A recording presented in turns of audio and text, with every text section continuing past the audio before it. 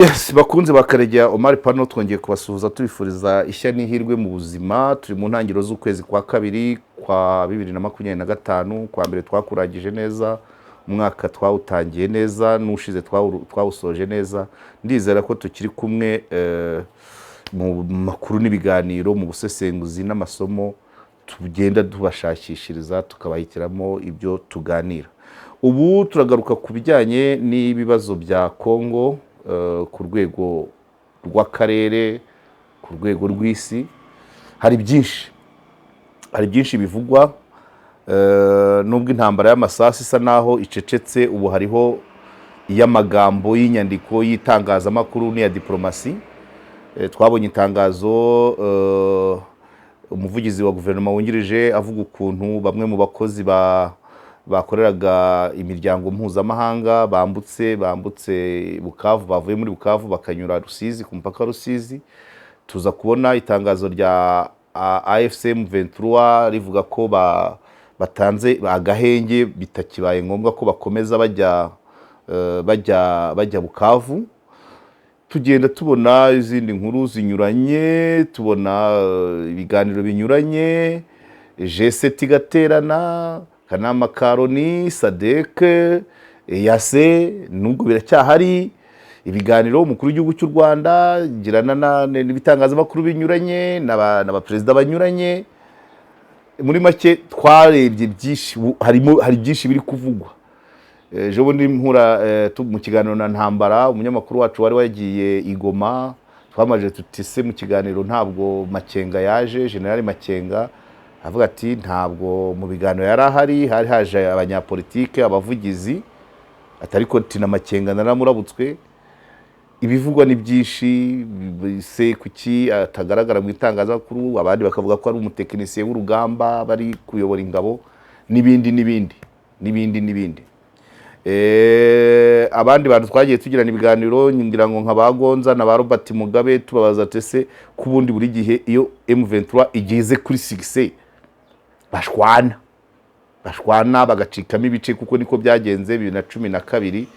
Ariko abasesenguza bareba kure bakavuga ko ubu bitakongera kuko bamaze gukura, kandi kuba AFC yarajemo nkunda kubibabwira ko hari byinshi bishobora kuba byahinduka.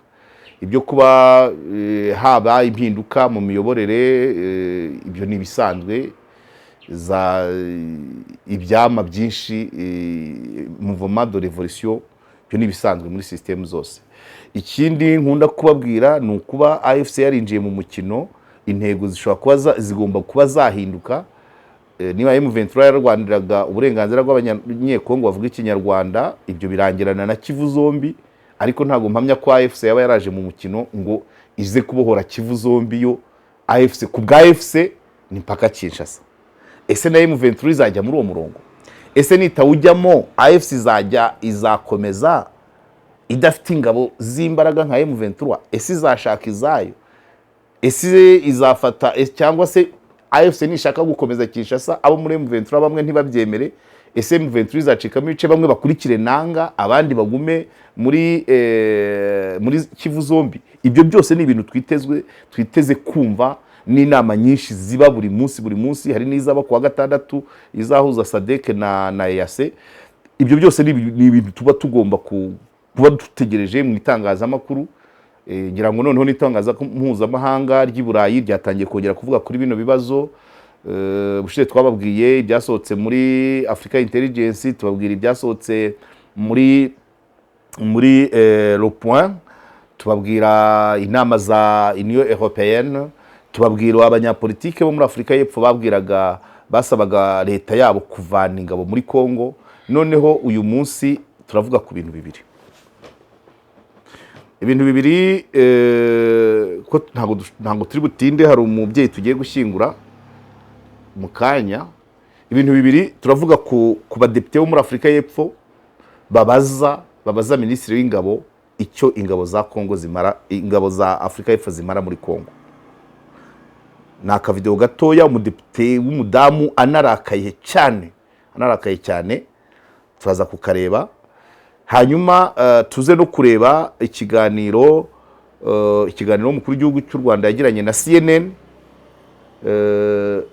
nyuma kikaza guhindurwa, niko nabivuga, ya distorsion ubushize umukuru w'igihugu yavugaga ku biganiro yari yagiranye na perezida wa Afurika y'Epfo, nibyo byongeye kuri CNN ikiganiro bagiranye n'umukuru w'igihugu cy'u Rwanda, bagira ibyo bahinduramo ku buryo umuvugizi wa Presidence Stephanie Nyombayire yagerageje kwerekana ko hari ibice bagiye bakuramo. Ibyo nabyo turaza kubireba. Duhereye ku byabereye muri Afurika y'Epfo, abadepite, uyu mudamu uvugana uburakari bwinshi abaza ati abasirikare ba South Africa baramara iki muri Kongo? Muratubwira ngo bashinzwe kurinda amahoro, peacekeepers bagwa ku rugamba bahangana n'umwanzi. Abana bacu bapfuye bate? Ikigaragara, perezida wa Afurika y'Epfo abwira abaturage be n'abadepite n'abandi n'abanyapolitike iminsi yose ko ingabo za South Africa muri Kongo zishinzwe kugarura amahoro. Ariko iyo bavuze ngo haguye abantu, kuvuga ngo bagiye guhangana n'umwanzi ku rugamba, ntago bahagaze hagati. Ingabo zari zishinzwe amahoro, MONUSCO n'izayase zarirukanwe, hasigarayo abarundi, ahubwo haza SADC. Icyo abantu bagomba kucyumva.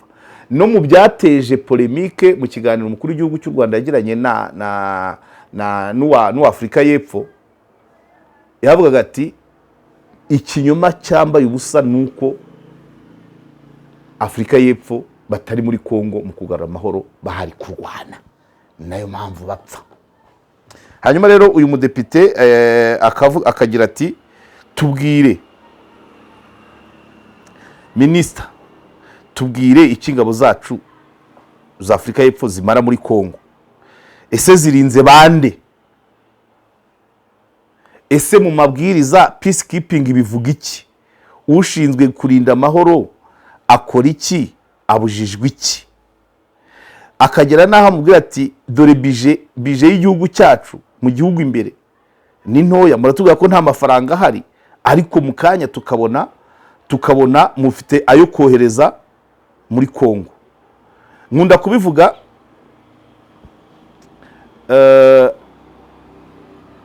muri uyu mukino wo muri ibibazo biri mu burasirazuba bwa Kongo, abaintervena benshi abaza muri uwo mukino, hari abazamo bambaye ibendera ry'igihugu, ariko nyamara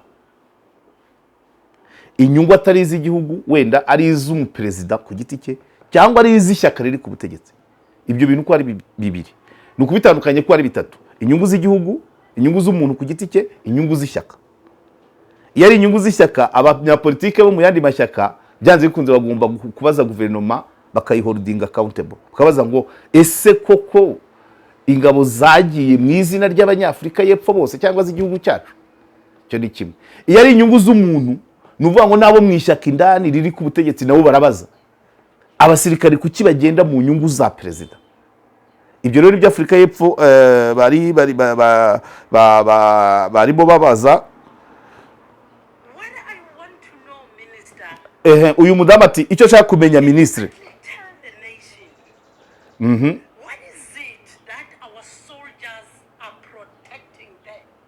umugore uyu mudepite n'uburakari avuga ati abadepite, icyo nshaka kukubaza, abasirikare bacu barinda iki muri Kongo?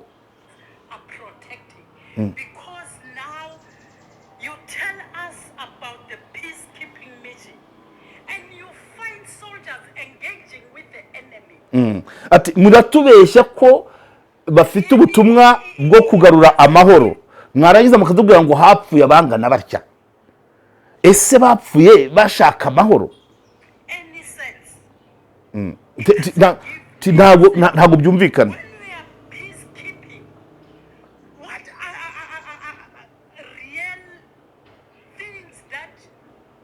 Ati iyo uri mu butumwa bwo kugarura amahoro, ni ibiki bifatika ibintu bifatika ukora n'ibyo udakora kugira ngo ugaragaze ko waje kugarura amahoro. Ni ibiki ugomba kuba ukora?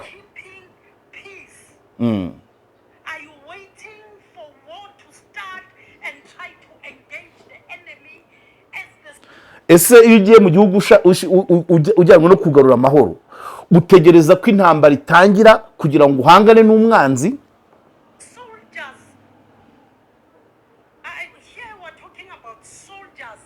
Ati hano turavuga abasirikare bacu b'iki gihugu bari gupfa barinze iki? Barinze ibintu. Mubwire igihugu, mubwire abaturage ba South Africa, mubwire isi yose icyo abasirikare ba South Africa bamara muri Congo.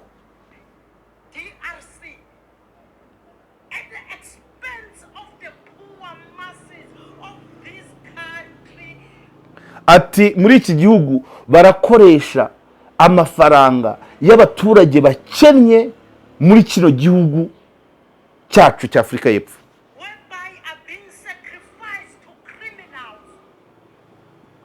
Ati barajya bati abaturage bacu bahanganye n'ibibazo by'umutekano muke, abanyabyaha, abakrimineri barabica uko bwije n'uko bukeye. Ati namwe muri iyo ngiyo.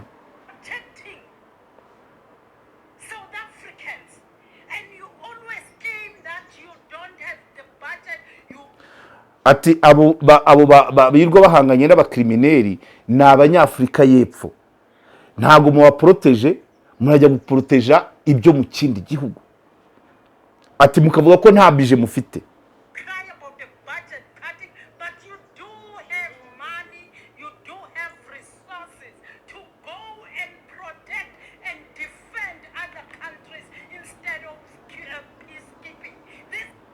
Ati mukavuga ko nta mafaranga mufite, nta budget mufite, ariko mukabona amafaranga yo kujya mu kindi gihugu kurinda abo mu kindi gihugu.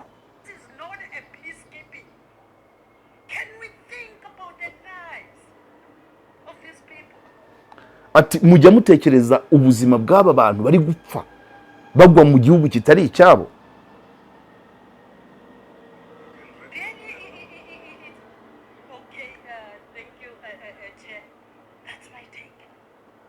Ati ntabwo ati urumva bamwambuye ijambo asa naho atarasoza, aba atari kuko byamera kose nkeneye kubyumva, vugana n'uburakari bwinshi. Ibi nibyo mvuga rero, intambara y'amasasu yirangiye hasigariye amagambo. Abadepite barabaza guverinoma zabo, ibitangazamakuru birandika, donc akazi k'itangazamakuru ka diplomasi na politiki nibwo gatangiye kurwana. Nubwo M23 ivuga ko yatanze agahenge itagikomeje Bukavu, n'ibindi bikomeza biza, ariko ubigisigaye ni ukuvuga ngo abantu kuganira bakumva ibintu kimwe. Ubeshya ikinyuma kigakubitirwa hareba inzega, ukuri kukajya hagaragara, ibintu bikabona gukomeza. Niyo mpamvu G7 iraterana, ONU igaterana, SADC, EAC, mu bihugu indani bakabazanya ni ibiki bijya mbere. So rero urumva icyo nzi cyo Ramaphosa biramushyuhana cyane, kuko abadepite barabazanya uburakari. Hari n'abandi barimo bandi babazungu, hari n'undi wamubajije ngo ese iyo muri kurwana muri Congo murwana ku ruhande rumwe na FARDC, niba ari byo FDLR nayo irwana ku ruhande rwa FARDC, bivuze ko ingabo za Afurika y'Epfo iyo zigeze muri Congo zirwana ku ruhande rumwe na FDLR. Ati kandi muzi icyo yasize ikoze mu Rwanda. Ati ibyo bigomba kubitangira ibisobanuro, ntabwo ari ibintu byari byoroshye. Umukiro ntabwo wari gicuti kuri ministre niba ari Mucega Angelina cyangwa Angelique, ntabwo byari byoroshye mu nteko kugira ngo asobanurire abadepite, kuko bagombaga kubimubaza kandi bamubazanyaga umujinya cyane. Barababaye cyane iyo babona abana babo bagwa mu kindi gihugu ngo bagiye guprotectinga, kandi mu gihugu cyabo naho hari abandi bakeneye guprotectinga. So rero ko ntabwo mbitinzeho cyane, ikigaragara cyo accountability, inteko zikora neza, zigomba kubaza leta guverinoma zazo ibijyanye n'uko ingabo zoherezwa mu bindi bihugu. Ibyo ni ngombwa cyane, ariko inteko ikora niko yakagombye kuba ibigenza. Reka rero nsimbukire ku kiganiro cyabaye kuri CNN, hanyuma umukuru w'igihugu cy'u Rwanda yagiranye na CNN, ariko kigatangazwa kigize ibikurwamo nk'uko bigaragara kuri tweet ya Stephanie Nyombayire, umuvugizi wa Perezidansi. Ibi turabivuga mbere gatoya, twigeze no kubona ikindi kiganiro cya General Kayumba Nyamwasa, twabivuzeho ikiganiro yakoranye na televiziyo imwe, hanyuma na Makoro umuvugizi wa guverinoma y'u Rwanda nawe agira ikindi, ariko noneho icya Nyamwasa bari cyo kinyuzwaho. Nabonye n'abandi bantu bagenda buri wese ahitamo icyo atangaza. Nagiye mbona abandi bantu bamwe batangaza ibyo Nyamwasa yavuze, abandi batangaza ni byinshi cyane. Nyamwasa avuga ati umukuru w'igihugu amaze imyaka 30, Nyamwasa ati agira amajwi 99 n'ibice 9, ibintu nk'ibyo. Noneho rero katurebe CNN nayo mu kweditinga igenda itakaza ibintu nk'uko Stephanie Nyombayire umuvugizi wa Perezidansi abivuga. Aragira ati dore ubutumwa message z'ingenzi zavanywe mu kiganiro muri interview umukuru w'igihugu cy'u Rwanda yagiranye na CNN mbere yuko biba edited. Donc arashaka kwerekana ibyavanywe mu kiganiro umukuru w'igihugu. Donc CNN ntabwo yatangaje byose, yari yabajije umukuru w'igihugu cy'u Rwanda. Ingingo ya mbere ati FDLR ati supported by ati FDLR bifatanyije kandi baterwa inkunga na zimwe muri leta zo muri kano karere. Kongo yo noviasi, ariko ubwo n'abandi n'ibindi bihugu. Ati kandi intego ya FDLR ntabwo ari ukurwanya M23 gusa, ati kuko M23 nta banyekongo. Ati ahubwo intego ya FDLR ni ukurwanya u Rwanda no gukuraho ubutegetsi buri mu Rwanda nk'uko bahora babivuga mu ruhame. Ibi ni perezida yarabivuze mu kiganiro na CNN, ariko CNN ntiyabitangaza. Ibyo turi kuvuga ni ibyavuzwe n'umukuru w'igihugu, ariko ntibitangazwe n'ikinyamakuru cyari cyamwakiriye. Ati does anyone think Rwanda will sit umukuru w'igihugu ati hari uwabatekereza mubona ko u Rwanda ruzagenda rukicara gusa rugategereza ko ibyo biba? Niba FDLR ihora ivuga ko izaza mu Rwanda igatera u Rwanda ikavanaho ubutegetsi, mutekereza ko u Rwanda ruzicara rugategereza ko ibyo bintu biba? Ati u Rwanda ruzahangana nabyo mu buryo ubwo aribwo bwose, ibyo nta kibazo mbifiteho. Ubwo ingingo ya mbere nivuga kuri FDLR. Ingingo ya kabiri umukuru w'igihugu yabwiye CNN ntibitangaze. Ati nemera neza ko nemera igitekerezo cyo kubaha ubusugire bw'ibihugu, ariko ibyo bivuze ko n'ubusugire bw'u Rwanda nabwo bugomba kubaho. Hanyuma ati nta busugire bw'igihugu kimwe buruca ubundi agaciro ubw'ikindi gihugu. Ati iryo ni ihame ry'ingenzi, standard principle. Niba twubaha ubusugire bw'ibihugu, buri gihugu kigira ubusugire bwacyo, nta gihugu kigira ubusumba ubw'ikindi. Ingingo ya gatatu ati abo bantu, iyo miryango mpuzamahanga yirwa ivuga ko u Rwanda ati imiryango mpuzamahanga, iyo miryango mpuzamahanga yirwa ni bamwe mu birwa bavuga no is one that left. Iyo miryango mpuzamahanga yirwa ivuga ni imwe mu yasize FDLR muri Kongo ikaba ihamaze imyaka 30. Ati nibaze rero imyaka hafi 25 miliyoni hamaze kugenda amadolari miliyari 40 z'amadolari. Ati stabilité iyo ni ihe stabilité? Ibintu bimaze imyaka 30 bimaze gutwara miliyari 40 z'amadolari, miliyari 40 z'amadolari. Ati mwarangiza rero ikosa bakarishyira ku Rwanda. Ati gushyira ikosa ku Rwanda nibwo buryo buboroheye bwo guhisha amadega n'amanyanga yabereye involved and caused amadega n'amanyanga n'ibyago n'akaga n'amahano abera mu karere. Ingingo ya 4, the problem is ati ikibazo cyoroshye kucyumva. Abantu bamwe barakivangavanga kugira ngo bagire ibindi bikorera, bakwepa ko hagira ibindi bimenyekana. Ati even the most ati nutaba, ati n'umuntu waba ari umuswa cyane, mujinga wahed, unintelligent people, wa muntu w'ubwenge buke bwa nyuma na nyuma, yabyumva yakumva iki kibazo nyuma y'imyaka 30. Ntabwo ikibazo cyaba kibaza imyaka 30. Ati bese nutareba rakabakaba. Ingingo ya 5,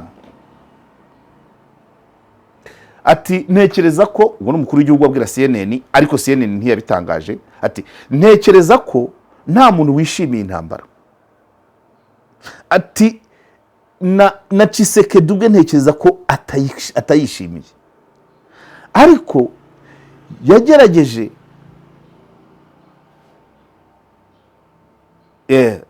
atariko yicara akangurira abaturage abereka ko bagomba kumurwanirira intambara nyinshi, kurwana intambara ze.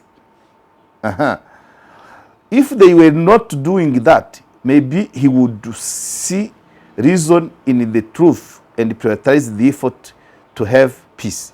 Ati iyo aza kutabikora gutyo, iyo bitaza kuba ibyo, iyo abo baturage bataza kwirwa bamurwanirira, we yashoboraga kugaruka akabona impamvu nyakuri, noneho agaha imbaraga zo gushaka amahoro, agaharanira amahoro. Ingingo ya 6, I'm talking about protecting myself. Ati njyewe ndavuga ku bijyanye no kwirinda, kumenya ibibi, kugira amakuru ku bibazo bihari. Ati ndimo ndacungana n'amadosiye y'igihugu cyanjye, I'm managing national affairs and situation. Ati kugira ngo igihugu cyanjye kigira amahoro. Ariko Tshisekedi we akaba yibereye mu byo humiliation ni nko gutesha agaciro, to do with we yibereye mu bijyanye no gutesha agaciro no kwihishakira ikuzo rye, ego, kwikunda. So ati rero ntago wayobora igihugu nguteza ibibazo mu karere kubera kwikunda kwawe, kubera guharanira ikuzo ryawe, ntago bishoboka. Ati ubundi ni nkaho yakavuze ati umukuru w'igihugu aharanira no kurwana n'amadosiye igihugu cye gifite, no gushakisha amahoro igihugu cye, ntabwo aharanira kwikuza, noneho agateza ibibazo mu karere kubera guharanira ikuzo rye. Ibyo ntabwo ari byo.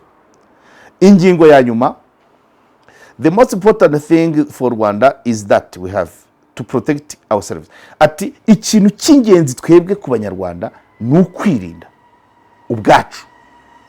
Mu mitekerereze yacu twumva ko nta numwe uzahatubera ngo aturinde, uzabidukorera. So ati twarabibonye muri 1994 igihe cya jenoside yakorerwaga abatutsi. Ati ibyo byatumye, twarabibonye muri 1994 byavuyemo kuba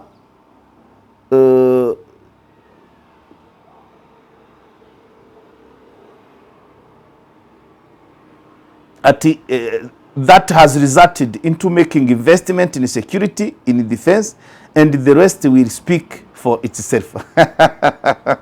Yes, mu gusoza nkunda kuvuga ko ubumara buba inyuma dans laquelle revenait ati twarabibonye muri 1994 ati ibyo byavuyemo making investment in security, byavuyemo gushora imari nyinshi mu mutekano n'ubwirinzi bw'igihugu.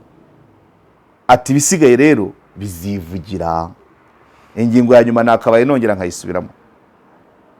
Ati twebwe abanyarwanda icyo duha agaciro cya mbere ni ukwirinda ubwacu. Ati kubera ko mu myumvire yacu tuzi neza ko nta numwe wabidukorera. Twarabibonye ko nta byadukorewe muri 1994. Ibyo rero byatumye dushora bihagije mu mutekano no kurinda ubusugire bw'igihugu. Ibisigaye rero bizivugira ubwabyo. Izi message rero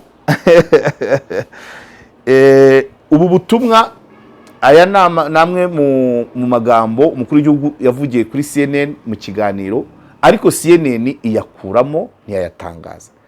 Ariyo mpamvu kuri tweet nasomaga umuvugizi wa Presidence y'u Rwanda Stephanie Nyombayire yabishize kuri Twitter avuga ati dore ibintu bagiye bakuramo kandi byari iby'ingenzi. Ofete byari iby'ingenzi kuko ubu n'ubutumwa bw'ingenzi byari bikeneye ko isi ibyumva, Afrika ikabyumva, abanyarwanda bakabyumva ko umukuru w'igihugu yatambukije ubutumwa nk'ubu.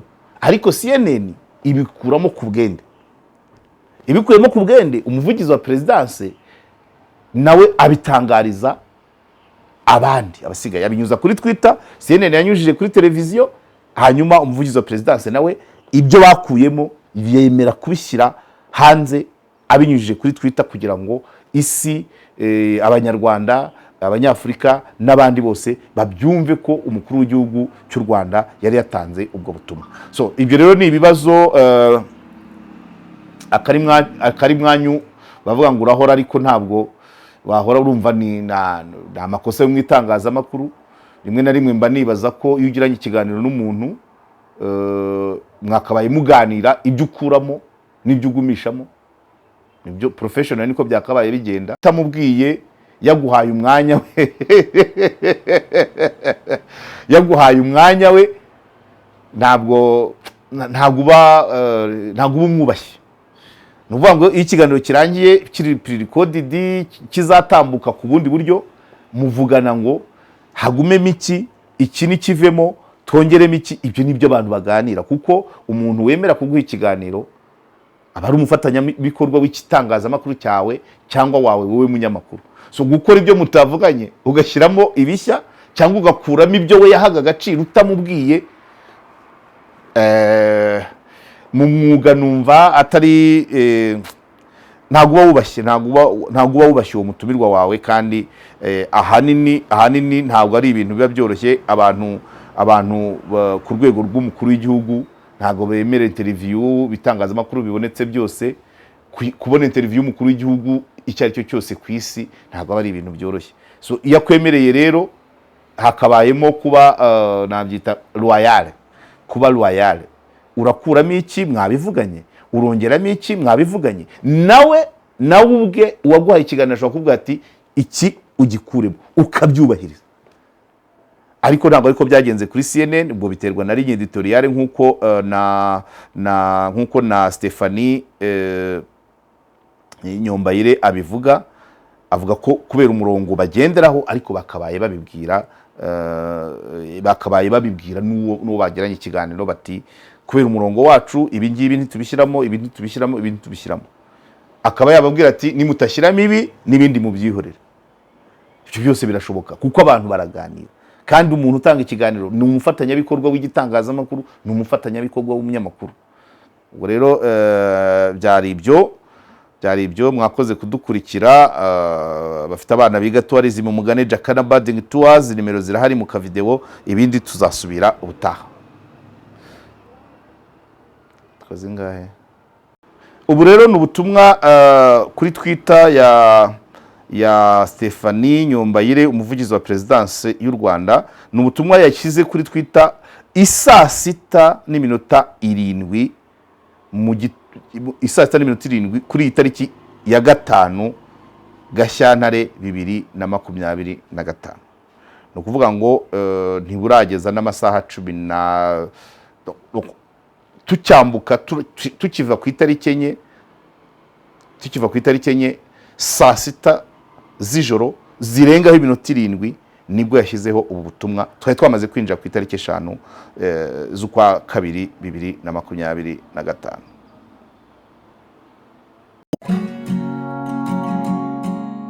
Hari imvugo yamamaye yuko umuntu udafite ubumenyi ku muco ndetse no kubimukikije aba ameze nk'igiti kitagira imizi. Hari ubumenyi tudakura mu ishuri ahubwo tukabukura mu buzima busanzwe. Ubu burimo ubumenyi dukura mu bikorwa nko kuganira n'abantu, gutembera, gusura ahantu nyaburanga.